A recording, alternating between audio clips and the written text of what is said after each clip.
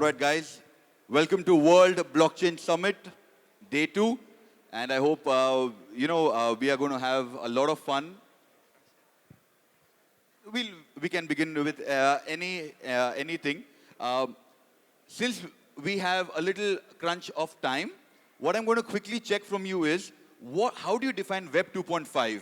And we'll quickly take a round of that. Hello, Dubai! I told you the guy has energy.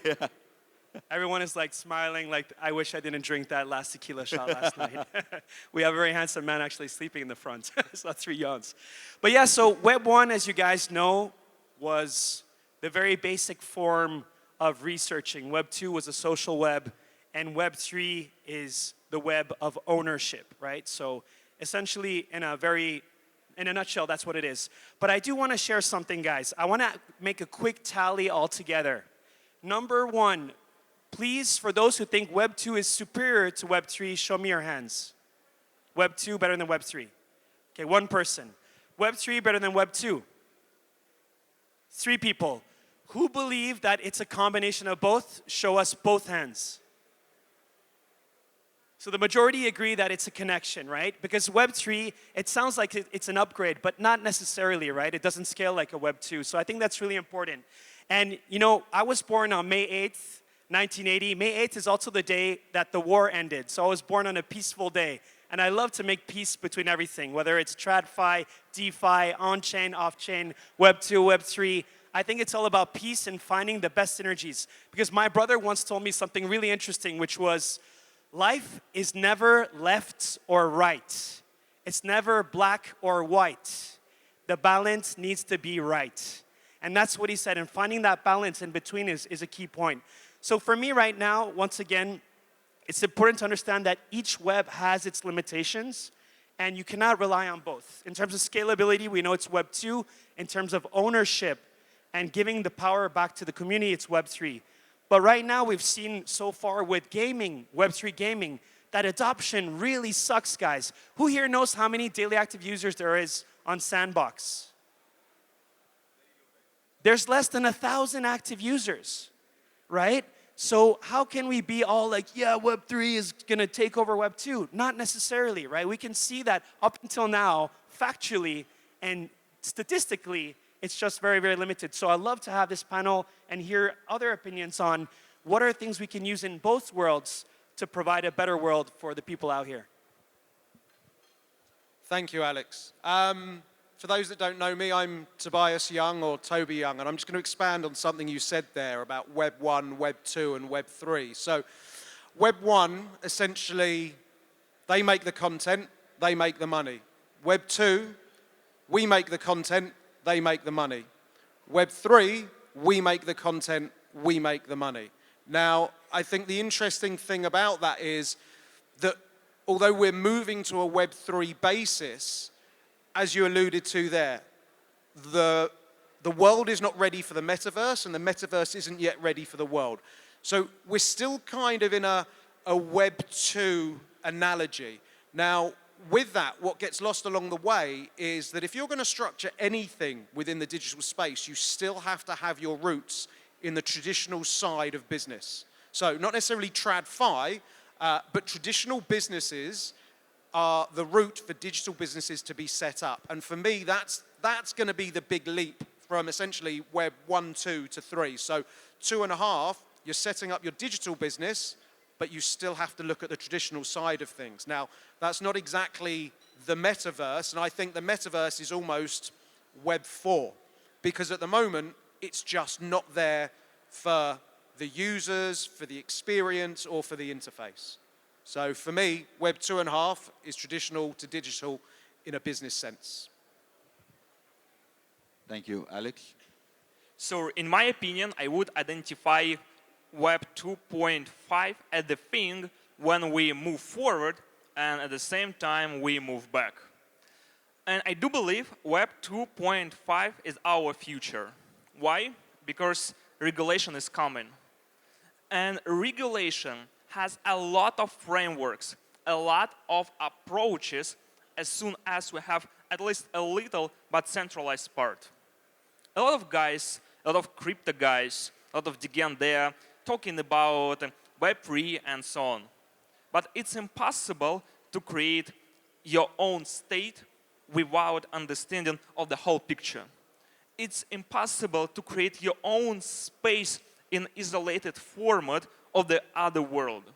As soon as you want to be integrated in the world, as soon as you want to be the part of the whole picture, as soon as you want to scale your product, scale your project, and leverage everything you have around, institutions, long-term monies, real users, by the way, you need to implement regulated frameworks, you need to accept rules which are existing in Web 2 world.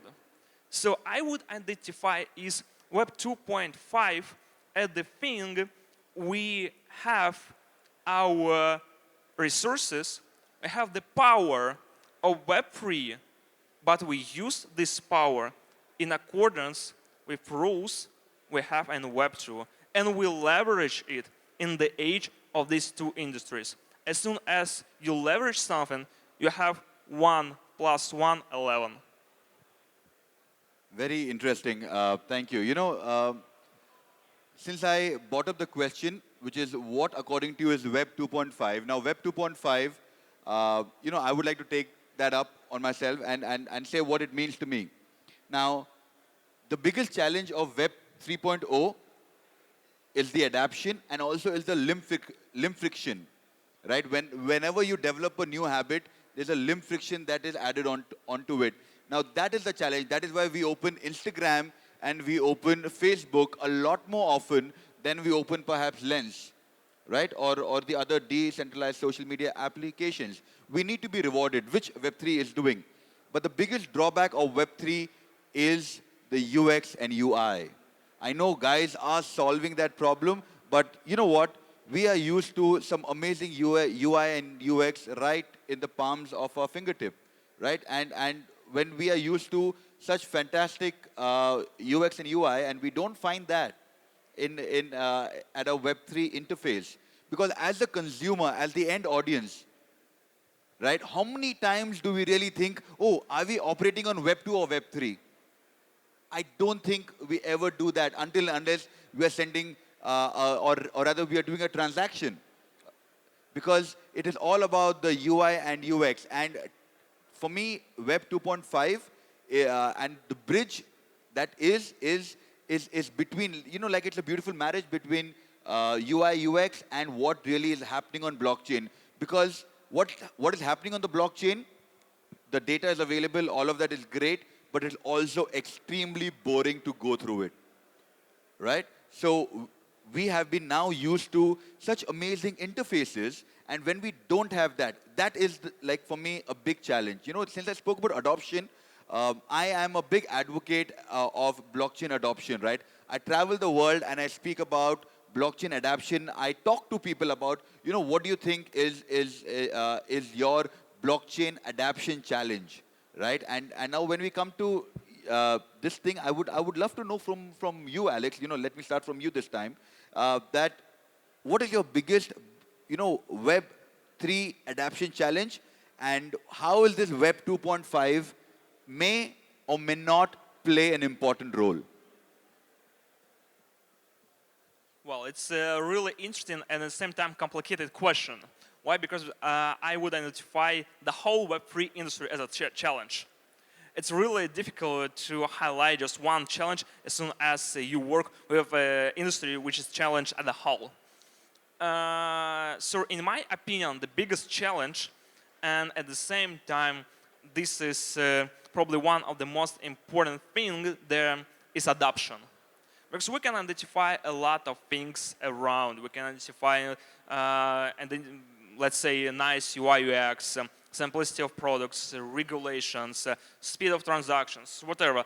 A lot of hashtags around this industry. But the key is adoption. As soon as you have a critical amount of users and nice ecosystem of products which are really easy to go, you can say we are in this industry.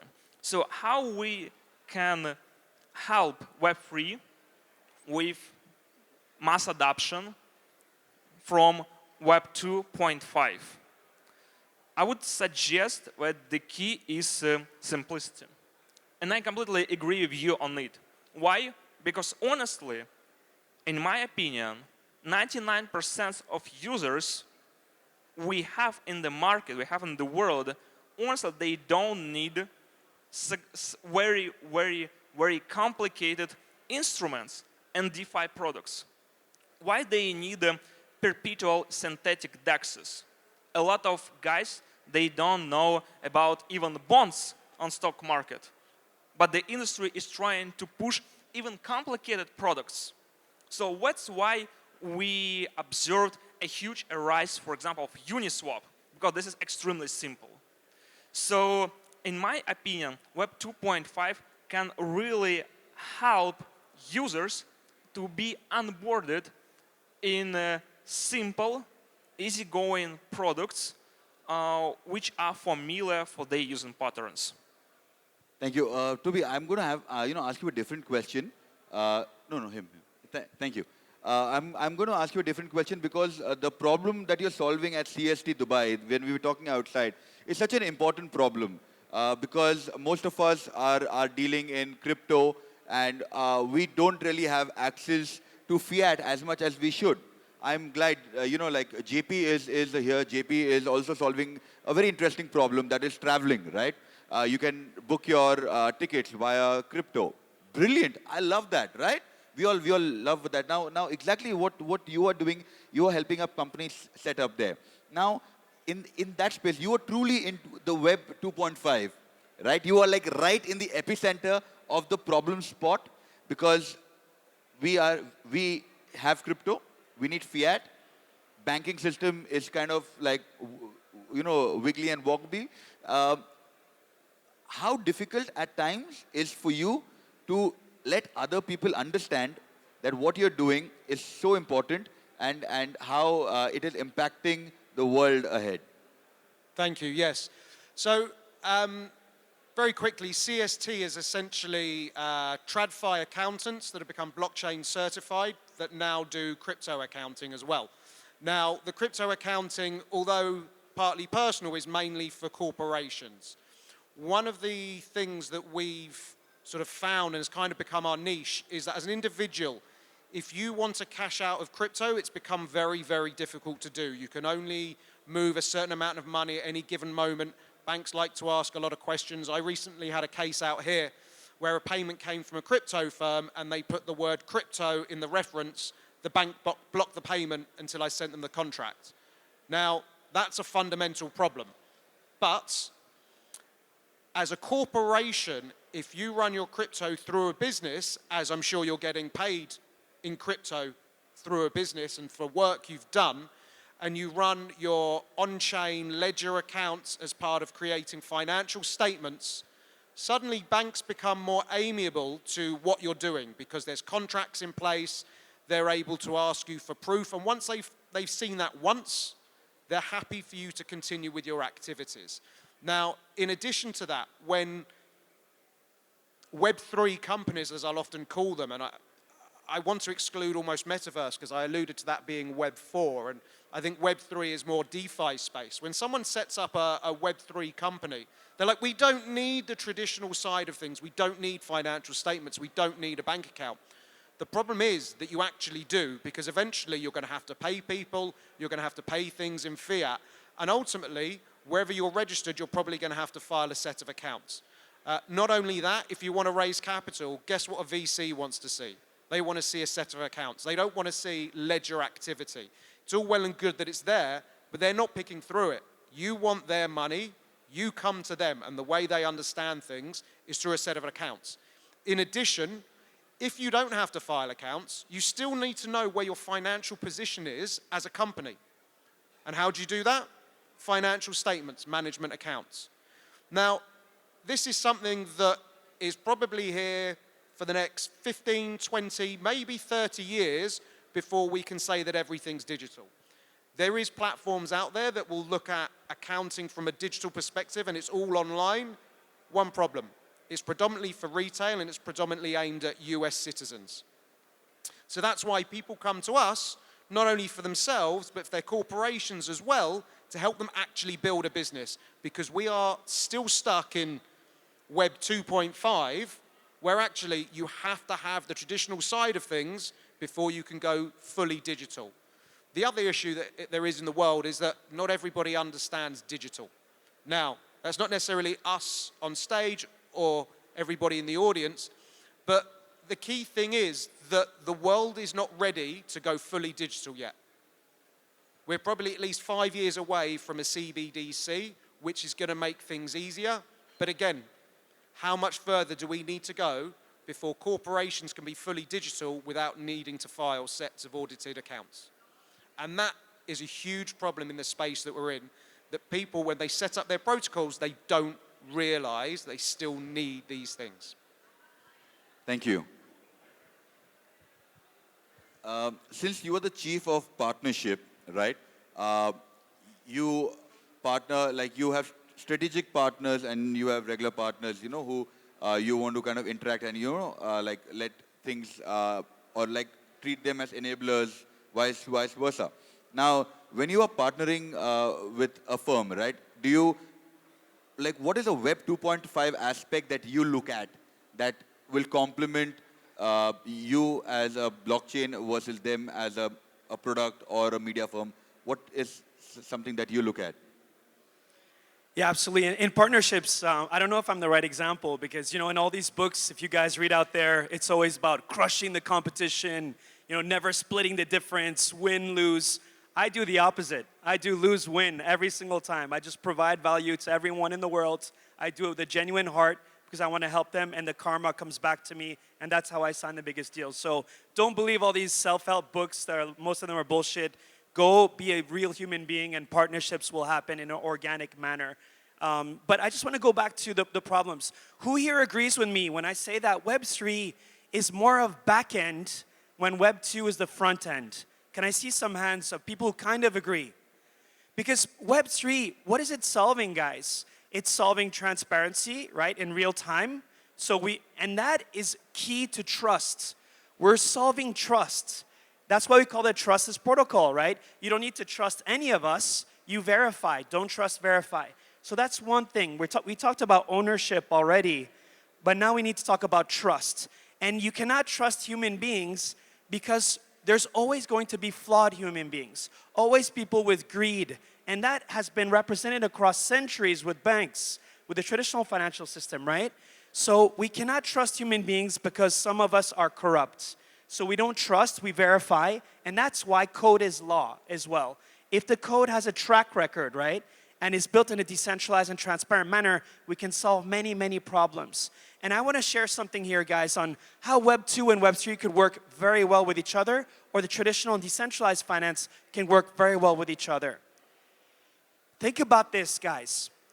In the normal traditional world, we have audits, right? Some of you companies may have, you know, some of you guys may have companies, you get audited, right? And you present that to the investors. But the audits do not suffice. Madoff, one of the biggest, you know, Ponzi's of all time and fraudsters, was actually audited 4 times a year.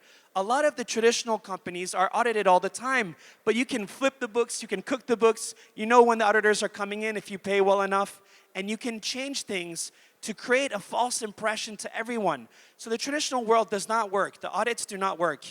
On-chain, however, does work. I can check your wallets. With Swissborg, we earn interest for you guys. You can check all the strategies on-chain, which is not the case for Credit Suisse, using your money to do things behind the scenes because they're going to hide these conditions on page 57, clause 17A, that brings to another document, and buries all that shit so deep that you have no idea what's happening with your funds.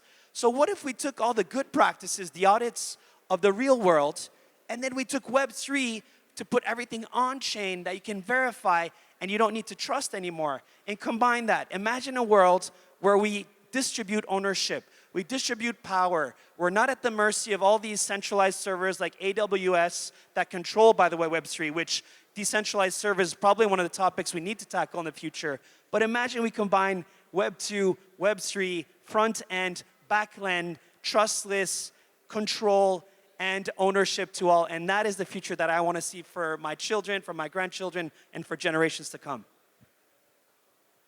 Thank you. I love the passion, love what you spoke. Absolutely makes a lot of sense.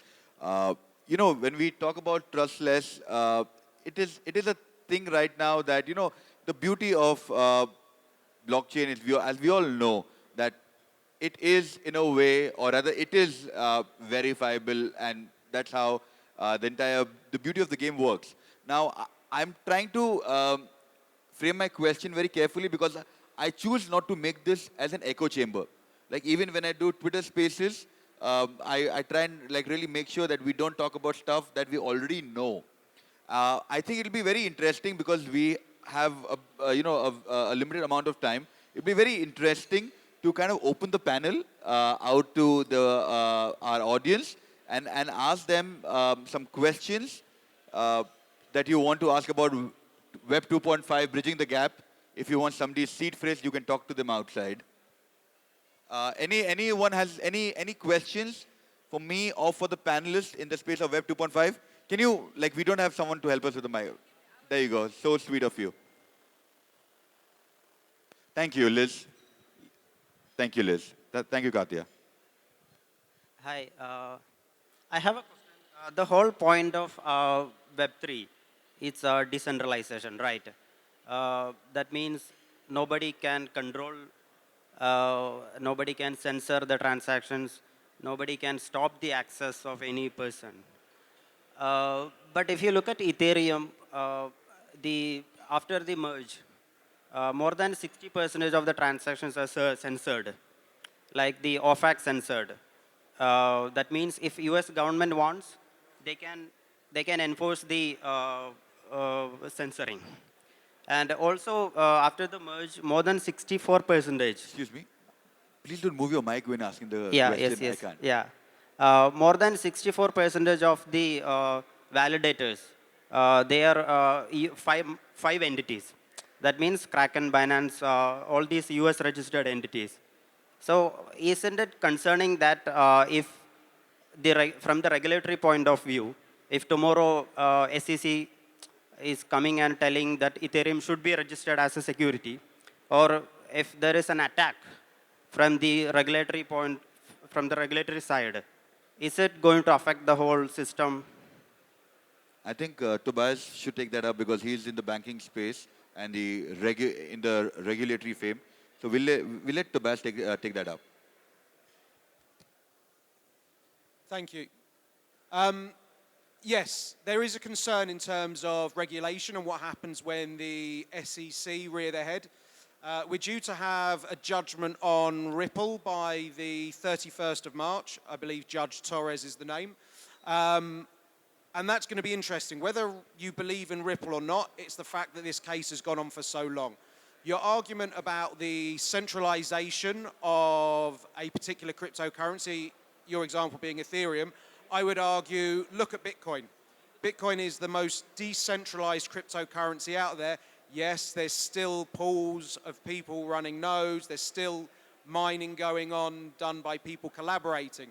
But it's so decentralized, not one person would be able to control 51% of it. Now, in terms of Ethereum, it's getting there, right? And it's going to continue to move to a completely decentralized path. Yes, there is the centralized exchanges that are controlling larger mining pools, but at the same time, as long as that mining is decentralized and has enough nodes, no one's going to stop it. Even if they outlawed any kind of crypto payments or cryptocurrency, you can no longer stop Bitcoin as an example, which probably means you can no longer stop Ethereum. Now, I'm clear that Bitcoin cannot be stopped. I'm asking specifically on the Ethereum point of view, because Ethereum is the second largest cryptocurrency. So, see, if US government tomorrow wants, if they can shock the throat of these 5 people, the 5 biggest validators who control the 64%. They can and they can't, right? Let's use China as an example. Pretty much every year since 2016, China's outlawed Bitcoin or outlawed Bitcoin mining. What happened? The miners got up, moved elsewhere. So where did they move to from China? Yes, some of them moved to the US, some of them moved to Canada, a lot of the others moved to Eastern Europe. Now, even if mining was banned in the US, it's not going to go away. That is mining, and this is staking, no? Of So course. they can confiscate the assets of Ethereum. Absolutely. Look at the centralized exchanges that have been, let's say, banned or started to pull out of the US. Let's use Binance US as the example, right? They're still offering the services in jurisdictions that they can offer them. They're not stopping performing the functions they've been performing. They're still carrying on. They're just not doing it in the US anymore. So if the US banned it, they'll just move it to another jurisdiction. You would need a global ban. And by the time you did that, you could say hello to AWS. I'm going to move on to the next question because this is more about Web 2.5 and yours is more of a regulatory question. So maybe you should catch Tobias outside and have a chat with him. He's a fantastic guy. He knows a lot about what you need to know, but this is Web 2.5. So let's focus on Web 2.5. Anybody has any other question that you would like to ask any of the panelists? It'll be interesting to know more. Okay, no more questions. Let's move on to the closing note. We'll start with you. Please, give us your thoughts about the Web 2.5, bridging the gap between Web 2 and Web 3. The closing notes. Yeah, so just long story short, I do believe we are on the way. It's really impossible to forecast where we'll reach Web 3. Web 2.5 is not bad, definitely. And I do believe it's really important to understand. We should not fight between Web 2.5 and Web 3. We just should take Web 2.5 at a transitional point. Thank you, Tobias. Thank you. In terms of Web 2.5, my opinion in terms of a school report is could do better, will do better, and shows a lot of promise. So my dream, guys, is to open up companies. I think the whole corporate structure is broken, and I think we need to have a community-centric approach. And this is what I see it like. You know, maybe you guys have a fashion brand that you're really into, but all you can do right now is buy the products. So you're just a consumer of that product, right? Maybe you like Jordan, right? And you can buy the Jordan shoes. But what I see in the future is not necessarily a DAO, because a DAO is very complicated, but we need an open company where you can invest from the community, no longer the VCs, in a decentralized manner where people who love your passion, your vision, your mission in this life can join from the very beginning and then be a part of the governance to impact the products and then be an actual user of the product. Imagine if you can have a company where you're the backer, you're a part of the product building, you're a part of the governance, and you're a user. What is better than that? The biggest flaw in Web3 that's being solved besides the trustless protocol is inclusion. By the way, it's something that we don't talk about enough, I think, is having an inclusive world. Too much about decentralization and not enough about that. But imagine that, guys. That's my last thought. I hope that I can provoke you a little bit to think about this. But wouldn't you like a world where you can be a part of the entire journey and not just the last page of a company's life? Absolutely. I would like to very specifically address anybody who's 30 and above.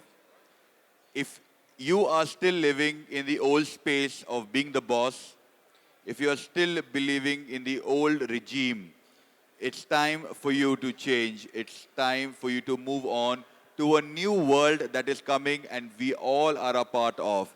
Like Web 2.5 is literally this event that we are having here, which is a bridge between the Web 2 and Web 3, where we are building connections in person. So please meet as many as you can. Let's connect with them and build personal relationships.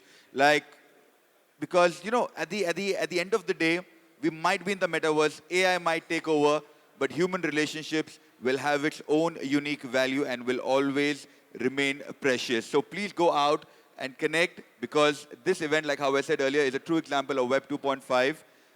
And everyone out there who are thinking of being the boss, or being the leader and so on and so forth.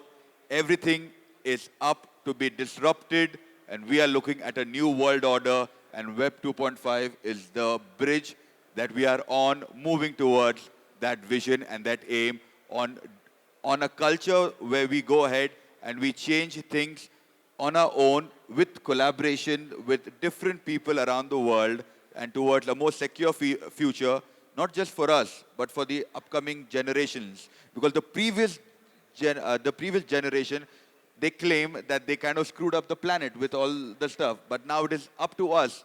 The power is between you and me and all these guys out here to make a difference so that tomorrow we give our kids, our families a decentralized life where we all are happy and not stuck in the rat race. So ladies and gentlemen, boys and girls, welcome to Web 2.5. Thank you. Ramadan Kareem.